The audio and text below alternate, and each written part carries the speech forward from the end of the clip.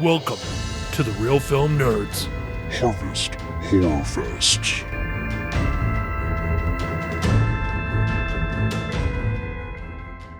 Welcome back, faithful listeners, to Harvest Horror Fest, Volume 4, Episode number 2. Mike, I did look it up, and this is the 4th iteration of the Harvest Horror Fest, if you can believe it. So the podcast has been going for 3 years, soon to be 4 this coming February, and our first Harvest Horror Fest was that year we did it when we started. So, Mike, how does that make you feel, even older, that our podcast and your Harvest Horror Fest is older than both of your children combined? That's a very true statement. Wow. Man, number 4. Time flies, dude. So, Mike, for Harvest Horror Fest, Volume 4, Episode number dose, it was my pick, kind of. I mean, it's your thing. It was my suggestion. You said, let's do it. I haven't seen that one in a while. It is 13 Ghosts, spelled with a 13. Yep, it sure is, man. And I enjoyed watching this one again. So I can start with a rundown. This one was directed by Steve Beck.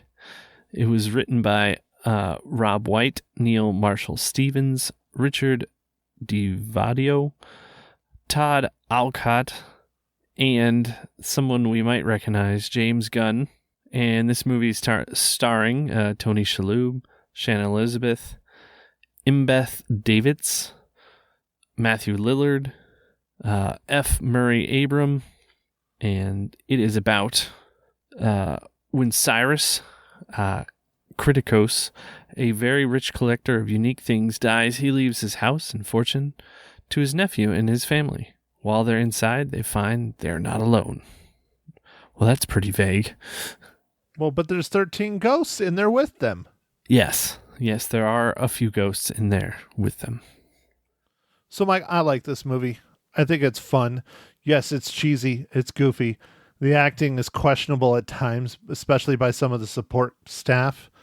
But I like this movie. It's like we discussed last week when we were teasing this one. It's a haunted house movie. It's a monster movie. It's a ghost story. It's all these things in one. It's a whole lot of fun, and I really enjoy it. And I know it gets a lot of crap, but I mean, dude, this was 2001. Look at the CGI they have in here. Look at the makeup. They did a wonderful job. For a 20-year-old movie, it still holds up very well. Yeah. The only thing that I saw that was a little bit dated, of course, was the CGI, but the makeup and the sets are amazing. So, like, I felt like it does hold up pretty well. And honestly, Mike, think about it. That CGI is 20 years old. It didn't look that bad. Yes, it's not incredible like today where you can't tell if it's real or if it's CGI. You can tell it's CGI, but it's not terrible. It's not like some other films of modern day where the CGI budget was like $5. Yeah. No, it wasn't terrible. It was good, man. I liked it. Watching it again, I'd forgotten about some of the CGI things and the need for it, but it fit the movie, and I don't know, the makeup. I had also forgotten how good the makeup was for all the ghosts. It was really cool. Oh, dude, it's fantastic. And I know which one is your favorite. It's the naked lady makeup. Yeah, because of the 3 B's, man. We got, the blood, the beast, the breast. So we succeeded. Winner, chicken dinner. And of course, it's the movie I picked. Boom, winning. Yeah. I enjoyed the scene where the shiesty lawyer, I guess. Dude, it's a 20-year-old movie. We can spoil it. Go for it. Yeah? We don't care. It's a 20-year-old movie. If you haven't seen it by now, go watch it. You'll enjoy it. It's 20 years old. We're going to spoil it. Go for it. All right. So with that, I love that part where the shiesty lawyer gets cut in half. It's been done in several movies, but it was still pretty good in this one. I enjoyed it. They did a fantastic job with it, especially how the back half of him sticks to the glass, and the front half of him slowly oozes down, and you can see that he's still alive. He's moving his eyeballs, and then you see his brain and his spinal column. Yeah, it was wonderful makeup. It was very well done. Yeah, that was fun. I'd forgotten about that scene, so it was good. It was fun reliving this. It's hard to believe it was 20 years, but anyway, it was cool. It was cool seeing this movie again. Before we get way too ahead of ourselves, we got ourselves a nice little giveaway today from our friends over at Paramount. It's one of their smaller companies, I believe. It is a little movie called American Insurrection.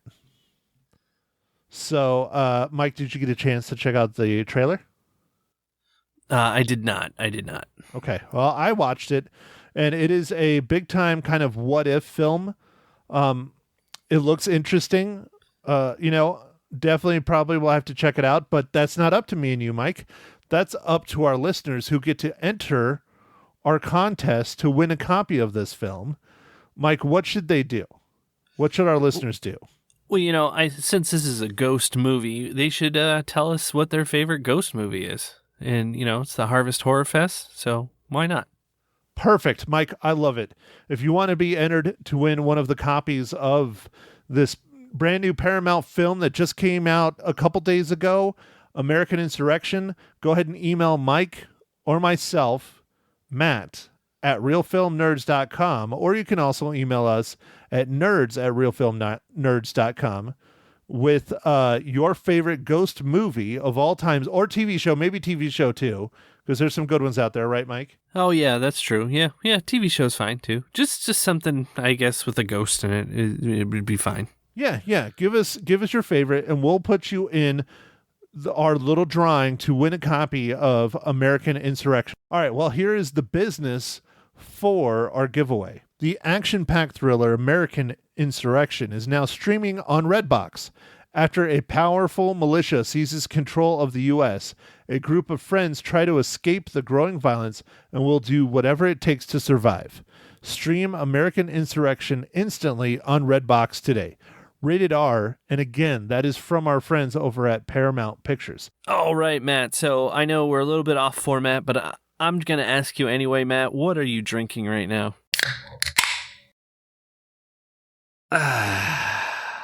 Of course, Mike, of course. Well, you know me, I am trying to stick to it as long as I can get them. The Sam Adams Oktoberfest. Once again, it is October, the best month of the year, not just because I was born in it, but because it is fall, it is Halloween, it is horror movies, it is candy. I'm a fat kid. I like my sweets. Okay, all right. Well, that's awesome. I also am, enjoying fall in my own way, and I'm drinking one of those pumpkin beers, and today I'm drinking one of the Nitro Pumpkin beer. So it's like king instead of pumpkin, and it is fantastic. It's from Southern Tier, and it is a great beer. You're keeping it going with yet another different pumpkin beer. Although you did have 2 weeks there where you had the same one, so we'll let it slide because you're a busy man. Yeah. I tried to stock up before my daughter was born, and so I was been waiting for a little bit cooler weather, and just it upsets me a little bit that they start selling pumpkin beer in August, but I have to deal with it, so I buy the stuff and then I just hold on to it, and then I drink it later. So maybe I should ask you this. So since your daughter's been born, have you seen the sky? I have. Okay, good. When you're out walking the dog, right? It gets you outside? Yeah. I get out there with the dog and my son now. Like we have stroller walks a lot. Oh, all right. Well, that's good. All right, Mike. So now the most important question of the Real Film Nerds podcast, episode number 242. I didn't say that at the beginning. Mike, how does 13 Ghosts relate to the Marvel Cinematic Universe?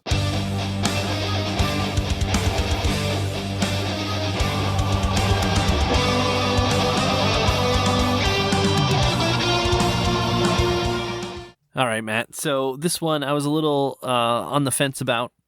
It's one of the writers for this was James Gunn, but he's not credited.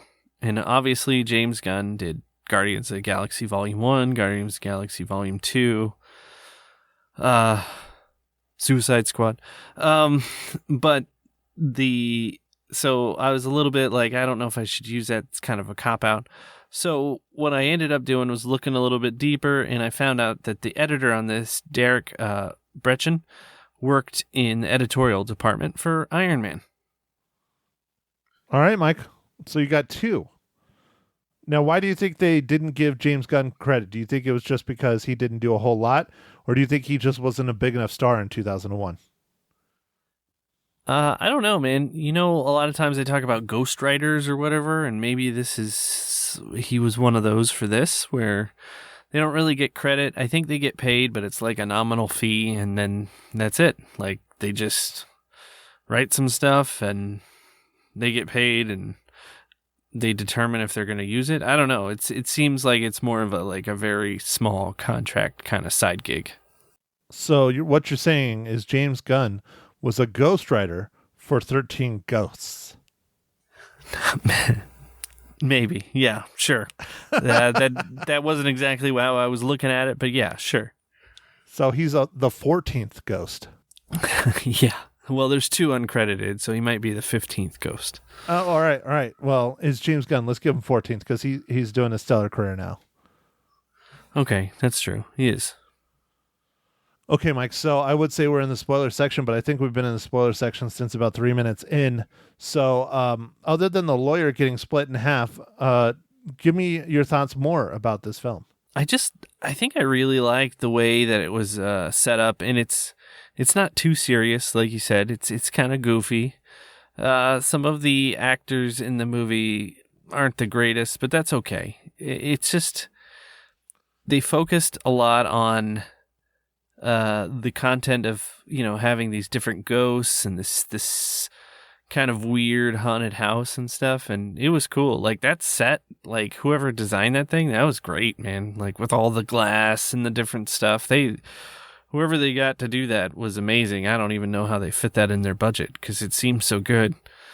So I applaud them for that. I mean, I guess the only thing that I kind of didn't like about this movie, rewatching it, was some of the quick editing jumps that it has with when you see the ghost and then you don't see the ghost. And I get it that we're not supposed to see them unless you have the special glasses, but it seemed a little much sometimes. So one of the complaints I have is this a 50,000 square foot house?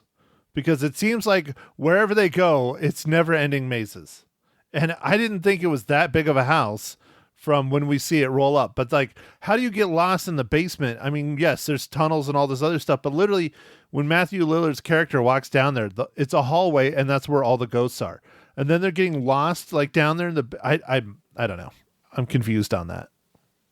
No, right. I agree, man. I feel like the basement was just like an L or maybe a U shape. Doesn't seem like it'd be too hard to find your way back. Right. And then it's a glass house. So they're all running around upstairs. So wouldn't you be able to see the people from above you if you're in the basement? Sure, you might not be able to see from the top down because the basement's probably darker. But looking up, you should still be able to see the people running around. And then, oh, dude, this is one that drives me nuts. Not to complain about a movie I like, but this is one that drives me a little nuts. So the son and the daughter, played by my beloved Shannon Elizabeth, who, she doesn't get naked in this one. Sorry, folks. That was American Pie. Shannon Elizabeth and the son, I'm forgetting the character's name, disappear 3/4 of the way through the movie, and it seems like nobody cares. They fight really hard looking for her and the son for a while, and then they're just like, oh, well, I guess they're gone. Let's go do something else. Really? Yeah, yeah. So that's probably just continuity things. It might have been some editing mistakes. I'm sure they still were looking for him. I don't know. Okay, well, I hope so, because it's just kind of they're all right, well, they're not around. Oh, and then there they are. They're in the floor that's turned into a spinning razor blade room. Oh yeah. All right. Yeah, that's true. The the weird gyroscope gear thingy room. Yeah. Yes. We'll go with that. Yes. Gyroscope gear thingy room. Got it. All right, Mike. So did you make it to the theaters and see the new James Bond? I did not. You know, I would love to. I feel like all these movies are coming out of the theater that I'd love to go see, and I can't. I mean, I got no time. I can't go disappear for 3 hours or 4 hours. You can. Maniacal Megs just might be very angry at you. No, I don't think I can. No, she won't let you at all. You're not allowed to go outside again. That's why I was asking if you'd see the sun. So you're looking a little pale, like a ghost. Yeah. Well, I go outside, but it's dark in the morning, and then I get to go out in the evening too. Well, Mike, I did not go to the theater either. I was very busy this weekend, so I did not go and see the new James Bond. But it is getting absolutely crucified by the critics, but the fans are loving it. So I don't know. So it's probably a great movie then, because I feel like the critics. I mean, I guess we're critics, but we're not critics. We don't hate everything we watch. Like, we just don't have that. I mean, every once in a while we get that hate, but we don't have it like the critics. Like, you have to be really, really curmudgeoned, you know, like just hate everything. They probably just wake up in the morning and they're like, why? I should have died last night. Do you think they're hangry? Like that commercial? Like that they got to eat something? Oh, yeah. Maybe they just need a Snickers bar? Yeah, a Snickers bar. Me, I'm akin to sandwiches. I'm a big fan of the sandwiches. Oh, okay, yeah. Do you think they need a McRib?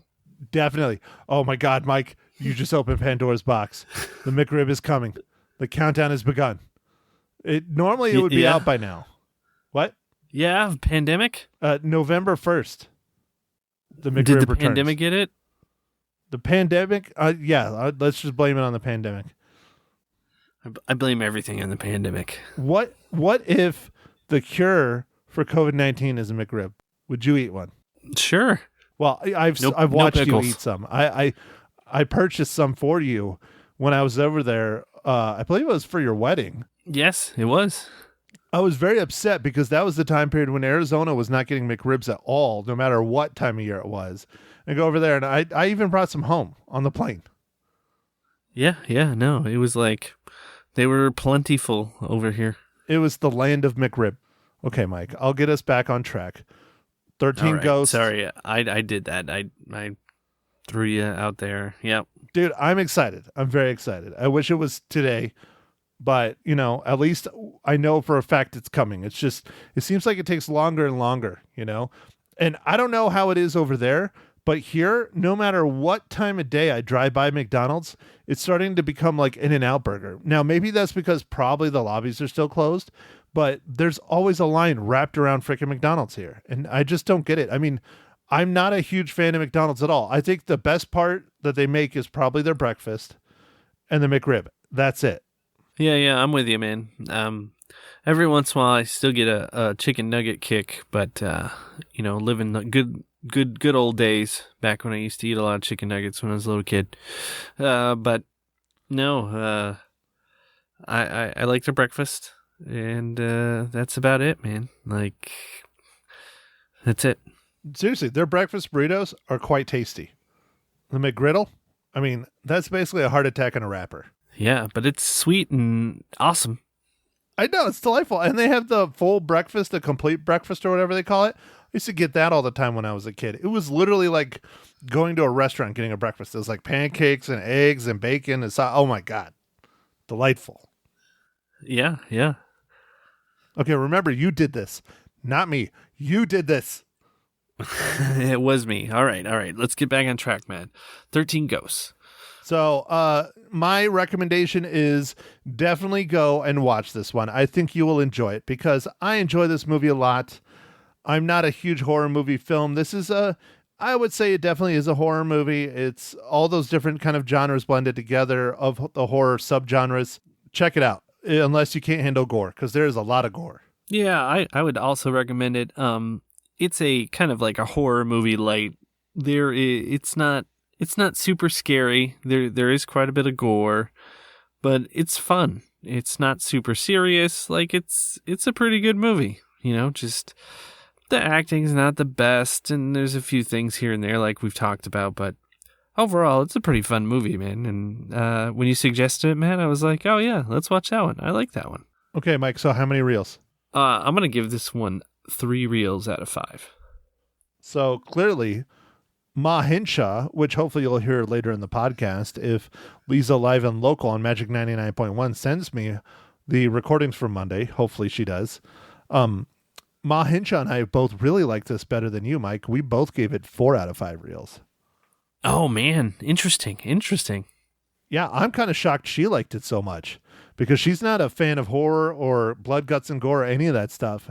And she just thought this movie was a lot of fun and hilarious. Oh, that's good. That's good, man. Well, yeah. Well, if you and Ma Hinshaw liked it, I guess everyone should watch it. Damn right. So, speaking of watching things, Mike, next week we hit the theaters with your pick. I mean, you picked most of these. I just threw a couple in there. Your pick, Halloween Kills. Give us a rundown of what we're going to check out on that. All right. So this is the sequel to the last, man, I don't remember the official name of it. Halloween. There's been so many. It was just Halloween. I looked it up earlier. It was just Halloween from 2018. So that's the thing. When you type in Halloween and movie, you got to make sure and pick which one because they're all called Halloween. Some have numbers, some don't. Some are really bad. Some are okay. I was looking it up. I'm just like, Mike, the more confusing part for me on this is where the hell does this even fit in with all the Halloween movies? So this is a sequel. So the original Halloween movie still stands. So the original one from was it 1979 or something? Nailed it. Yep. 79. Yeah. Uh-huh. Yeah. So that one is the first one. Then we've got Halloween 2018. And then now we have Halloween Kills. All the other ones that were in between there are vanished. And we are in just this is the third movie in a magic timeline. Because would you say there's they're so many voided or annulled or divorced? It's a good question, man. I guess just voided. Just boom, gone. Okay, so they no longer exist, but you can still find them on the streaming services and the internets and the IMDb's. So they're not doing a good job of cleanup whatsoever, much like the oil spill in California. Boom! Oh, Jesus. Yeah, nice. Well, like, I think Halloween 3, like, I don't remember what it's like the name of it's called, but like Halloween 3 was the one where it was like this haunted like doll thing. Like there was no Michael Myers. It was super weird. Super weird. And I think that's the one that everybody likes because it wasn't like the rest of them. It was like, yeah, it was creepy, man. Like it was like a toy company. It was like trying to, like take over, like brainwashed children. It was a weird one, man. It was like the Night of the Witch or something, or Season of the Witch. Season of the Witch. I think that's right. That's right. I don't think I've ever seen that one because I watched the original one and that one was freaking phenomenal. I didn't want to ruin it. Yeah. Halloween 3, Season of the Witch, has nothing to do with any of the weird Halloween movies, which I mean, I guess is interesting, but weird.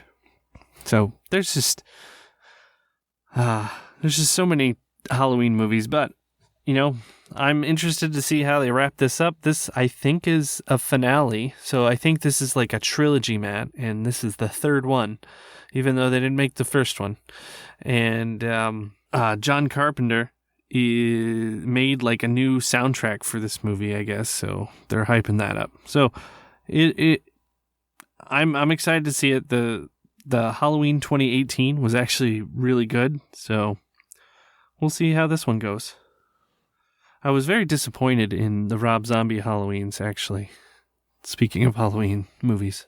I have to say, I haven't seen it. And Rob Zombie has a history of making really good horror movies. He's probably one of the world's biggest Halloween movie buffs. I mean, not Halloween, but one of the biggest horror movie buffs like on the planet.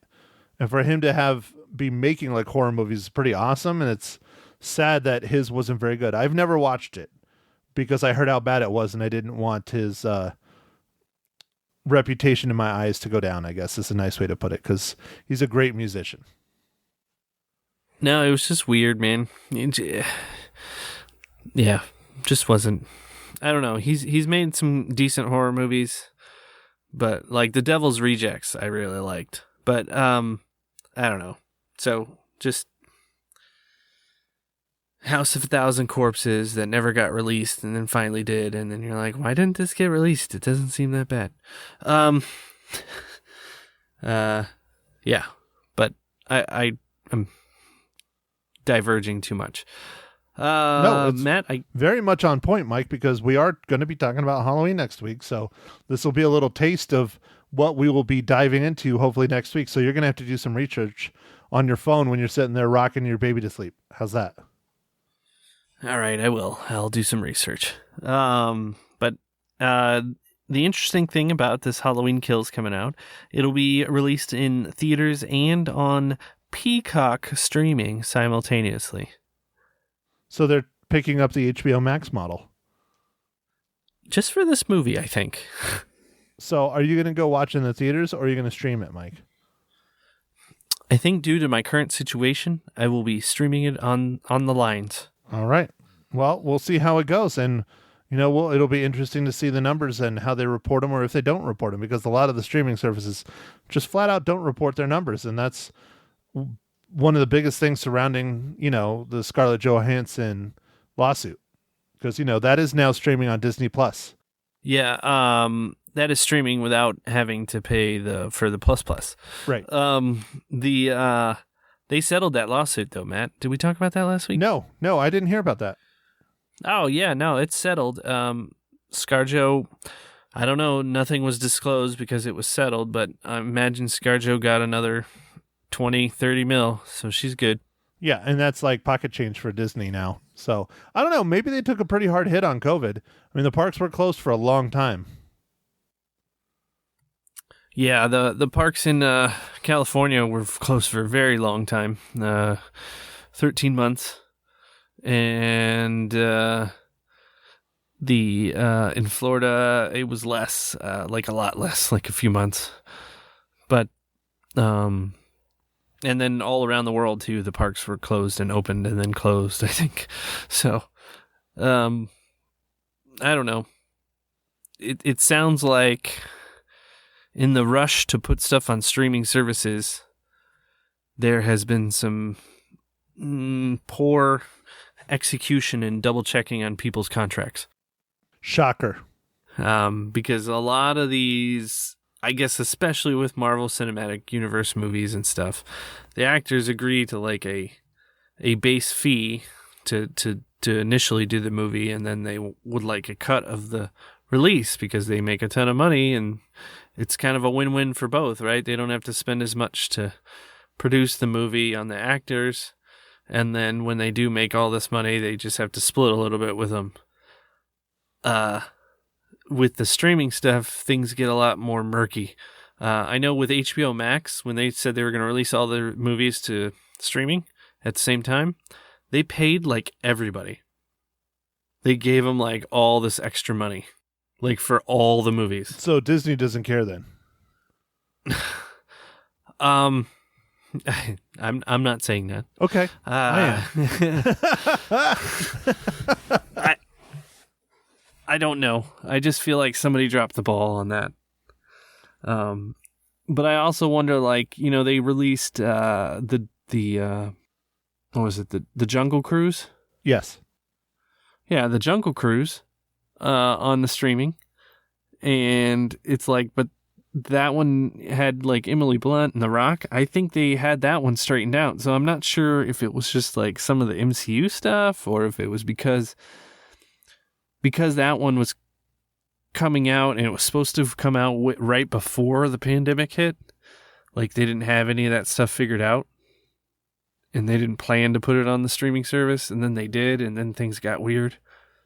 You know, like, because it was about to come out. Black Widow was, coming out in, like, May of 2020? Oh, God, yeah. They postponed it so many freaking times. Yeah, but I mean, it was like done, and it was about to be released.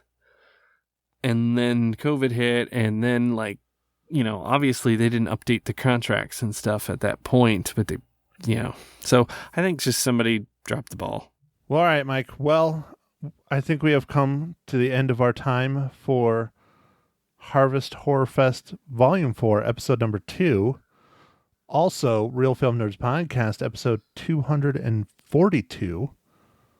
Okay, so Mike, go ahead, do your thing. All right. Well, thanks for listening, everybody. And make sure to follow us on Facebook, Instagram, Twitter, and go out there, stream a movie. Watch a movie at the theater if you feel comfortable.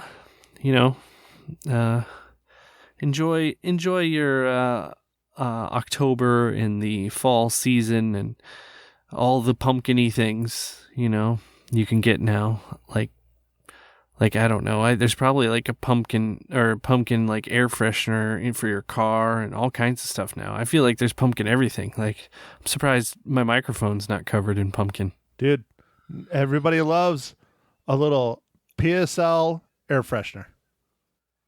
Yeah. Oh, yeah. PSLs. That's where it's at. All right, man. Well, I think that's it. So thanks for listening, everybody. Catch you on the next pod. Thank you for listening to The Real Film Nerds. Now, don't forget to follow us on Facebook, Twitter, and Instagram at Real Film Nerds. Now, go out and catch a movie.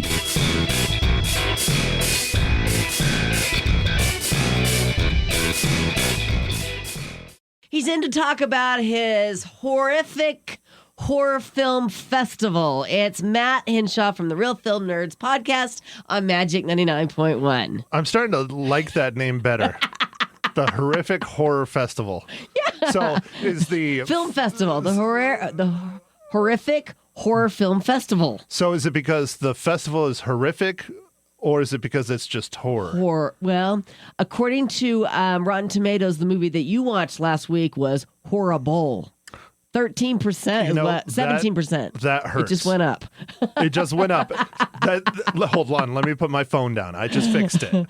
13 Ghosts. What'd you think? I love it. You loved it. It is cheesy. It is goofy. Yeah. It's over the top. The makeup is actually really, really good for how old it is. Yeah. The CGI is really good. Yeah, the acting is questionable. Yeah, who's in it? You know, there's Matthew Lillard, Shannon Elizabeth, Tony Shalhoub. Oh, yeah, I like all those. They all do fairly well. Yeah. It's all the secondary actors that are kind of, Yeah. But I like this movie. That's why I picked it. Yeah. You know, I'm not going to say it's like my favorite movie in the world, but it's fun. Yeah. It's a haunted house movie crossed with, lots of blood, guts, and gore and ghosts. Yeah. I mean, it's a bunch of blending of horror genres. You can't go wrong. Right. Okay. Sounds like fun to me, actually. It is. Yeah. It is. Okay. And how many reels are you going to give it? I love it. I think people should go watch it. So I give it 4 out of 5. 4 out of 5. Wow, that's high for you. I guess. Yeah. Yeah. Okay. Very good. Well, for a horror film, it's high because, I'm not a huge horror movie buff. Right. But I do enjoy several. Like, Yeah. Our first Harvest Horror Fest, we did Cabin in the Woods. And that is my favorite horror movie of like all time. I don't know if you've ever seen that. No, I don't like horror films. Well, I think real life is scary enough. I just turn on the news and I'm scared to death. If you go back and hunt down our first Harvest Horror Fest, you'll hear it in there. The reason why I love it so much is that it's a horror comedy. It blends all these tropes together of horror movies, and it's just funny and it's fun. It's one of Chris Hemsworth's very first movies. Oh, really? Thor came out right after this came out, and even though this had been filmed 2 or 3 years before Thor, and he just blew up, and it really helped the movie, and it's just a lot of fun. And that's called A Cabin in the Woods? Yeah, The Cabin in the Woods. Okay, and this one kind of sounds the same. Like you laugh and you get scared all in one movie. This one I don't think is intentionally funny. They try to be here and there, and it's not great, but it's fun. Okay. Yeah, it's fun. It's the one thing that I have to say is this must be like a 50,000 or 100 square foot 100-square-foot house, because they just keep going down stuff and going down stuff, and I'm like, man, I would hate to be the one trying to sell this guy. Yeah. Okay. Good point. Because it's a glass house and it's in the middle of the forest, and I don't know. It's Okay. It's cool. It's fun. Funny. All right, what are we going to look at this week? So this week, Yeah. or next week, next week, I'm going to go watch the movie this week. Okay. The sequel to the Halloween reboot. It's not really a reboot, but the continuation of the original Halloween series comes out this week called Halloween Kills. Nice. So we're going to go to the theaters and watch it. Oh, that'll be fun. Yeah. That'll be scary for sure. Yeah. All right, let's put in a call to Ma Hinshaw, see what she thought about 13 Ghosts. That's coming up on Magic 99.1. All righty. There she is, Ma Hinshaw on Magic 99.1. How you doing there, Ma? Good morning. Doing fine. Bright and sunny here. Cold, but bright and sunny. Yeah, it's chilly here as well. Matt says you get your hair done to be on the radio. Is that true, Ma Hinshaw? No, I get my toenails done, and I had a beautiful pedicure Saturday. Yes. Nice. Yeah, you'd hate to be on the They're radio orange. with bad toenails, for sure. Yeah. Well, good morning. We're happy to chat with you. What did you think of 13 Ghosts? I really liked it. Oh, see, Matt did too. He really liked it too. So clearly we both have terrible tastes. Yeah, that's it. Honestly, I thought it was like trying to go through a maze or something, and you had to actually think about stuff, before the scary things jump out at you or whatever. And I really enjoyed it. It was good. And, well, I didn't have to go to the movie. I like going to the movie, popcorn, chocolate-covered raisins, that kind of thing. But it was good. I would recommend it. Well, it's interesting because the critics all rated it very low. IMDb gave it 5.6. Rotten Tomatoes only gave it 17%, but Google users, 88% of the Google users liked the movie. So you guys are right there with the majority. Yeah, so the people are smart and the critics are terrible. Right. There you go. That might be true. What was your favorite part of the movie, Ma? Oh, I think it was... Oh, gosh, I hope it doesn't give away anything. The glass walls, that was my worst nightmare. Think of cleaning all those glass walls. It's a different perspective. Matt was talking about the blood and the gore, and you're like, look at all those windows. That is really scary. You're right. Really super, super scary. How many cookies will you give the film? Gee, I might splurge. I'd say a 4. Mm-hmm. You give a 4. That's cookies. Matt gave it 4 out of 5 reels as well. You guys are one and the same. You are the same people, aren't you? No. Definitely not. Not at all. We appreciate you chatting with us this morning on what station, Ma Hinshaw? Magic 99.1.